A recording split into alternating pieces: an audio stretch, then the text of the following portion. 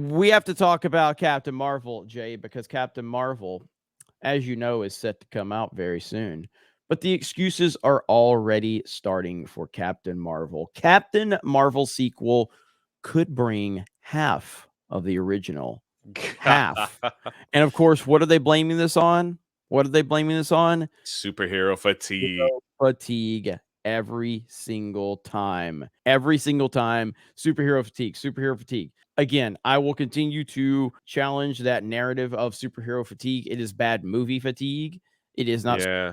fatigue, it is bad movie fatigue. And I think things like Spider-Man with Tobey and Andrew Garfield and all of that proved that there was no superhero fatigue. There was bad movie fatigue. There was lazy character fatigue. Guardians of the Galaxy is another one. Guardians of the Galaxy Volume 3 came out to pretty low opening weekends considering what the expectations were. But guess what happened? As people went to see it, as word of mouth started to build, They're like, hey, this ain't so bad.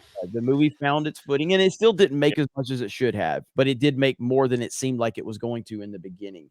And I just reject this idea of superhero fatigue. I always have, I always will. We've got right here, the Marvel's expected to make half as much money as Captain Marvel in opening weekend. The Marvel's is expected to fall short of the first movie at the box office. The Marvel's releases in theaters this November, but how much money is expected to bring in? According to tracking estimates from the Hollywood Reporter, the Marvel's is looking like it will bring in 75 to 80 million for its North America debut. For comparison, 2019's Captain Marvel earned 153.4 million on its opening weekend stateside. So look, man, like the bottom line is this movie is going to underperform massively. Not because of superhero fatigue, because people don't like Brie Larson. People don't like what's going on with the MCU.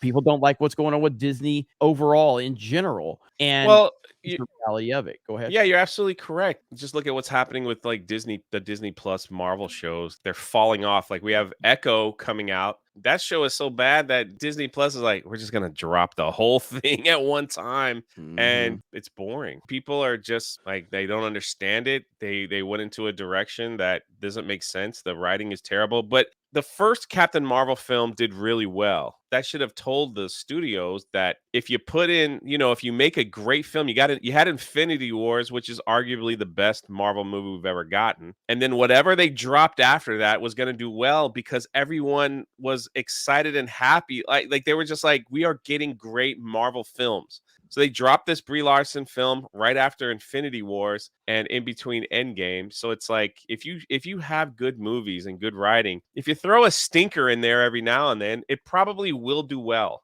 just because like of what you've given us before. The crazy thing is that the Marvels is like it's literally set up to do well. You don't have the women out there promoting it because of the strike. They don't have any competition now. Honestly, they've kind of set themselves up to do really well, but because of like everything that they've done like the last 2 years, it's just people just no big deal. Also, they know that if they just wait a month, it'll probably be on streaming. So what's the point in spending all that money at the theater when we could just wait and it'll be on streaming for whatever reason? And then probably in a few months it'll be free. It's like people aren't dumb. Like they know they're not going to spend all that kind of money on something that they're not excited about. I think this could be potentially the end of the current MCU after this fails miserably. I do think, like, given the current state of Marvel with the Disney Plus shows, how we've seen diminishing returns on every movie, even Guardians of the Galaxy, even though that one ended up doing fairly well in the long run, you can't ignore how bad the opening weekend was and how it did struggle to get to the point where it was. But ultimately, it's such an anomaly. The Marvels is not going to do that well. And Captain Marvel is the most protected film we have ever seen. It was so protected and it was set up for nothing but success.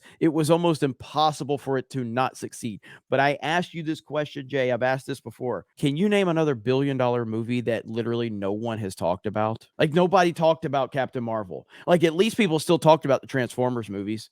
They talked about specifics in the Transformers movies. Like nobody talked about this billion-dollar film. Nobody. The only people, more people talked about. I think about it. Yeah, nobody talked about it. And so, yeah, I mean, Captain Marvel, where it was placed and where it was positioned, plus Rotten Tomatoes changed their entire fucking website. Yeah. Remember that? They changed their whole website for Captain Marvel. And this is where the backlash for Brie Larson really went to the next level. It was one thing for her to say all the things she said, and that was the beginning of it, and that's why it started, because of her own words and her own actions. She was like protected by Marvel, by Rotten Tomatoes, by Hollywood. She was elevated as this greatest thing ever, and that's it. Just got to the point where people just got sick and tired of it. So now here we are at the Marvels. We've reached a point where it's going to only go in the wrong direction. It's not going to work for them. I just think they'll blame the strike. They'll blame everything but themselves.